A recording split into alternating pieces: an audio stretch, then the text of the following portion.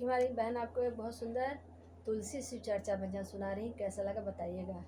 नारायण पूछे तुलसी से दिलवा के बात हो, नारायण पूछे तुलसी से दिलवा के बात हो, नारायण पूछे तुलसी से किनकर नाम सिंदूर, किनकर नाम सिंदूर करेलू मात हो, नारायण पूछे तुलसी से दिलवा के बात हो, नारायण पूछे तुलसी से के तोरे माता तुलसी के तोरे पिता, के तोरे माता तुलसी के तोरे पिता, के तोरे माता तुलसी के तोरे पिता।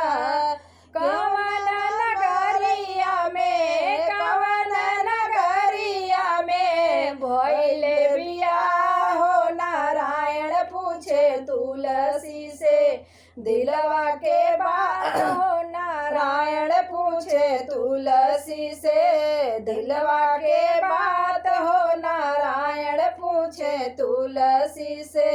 धरती हमारी माता है, मेघ हमरे पिता, धरती हमरे माता है, मेघ हमरे पिता हो, मेघ हमरे पिता हो, मेघ हमरे पिता। गोकुल नगरिया में, गोकुल नगरिया में भइले बियाह हो, नारायण पूछे तुलसी से दिलवा के बात हो, नारायण पूछे तुलसी से दिलवा के बात हो, नारायण पूछे तुलसी से।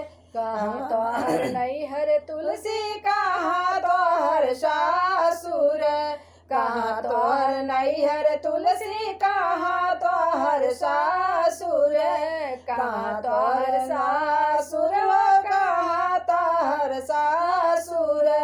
के जे हवे तुलसी, के जे हवे तुलसी स्वामी जी तोहार हो, नारायण पूछे तुलसी से दिलवा के बात हो, नारायण पूछे तुलसी से दिलवा के बात हो, नारायण पूछे तुलसी से। गंगा तीरे नैहर हमरे जमुना तीरे सासुर, जमुना तीरे सासुर हो, जमुना तीरे सासुर।